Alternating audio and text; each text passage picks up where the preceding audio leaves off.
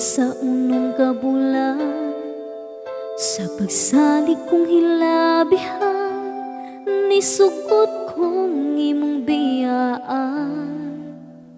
Apan sa himan-himan, himura kong gikalimtan. Ayaw pagsad kong dili mo matuman, para di ka masaligan. Doon naman tatay gisabutan, unta tumanon na to ang tanan. Ako kang gisuportahan para sa imong kaan.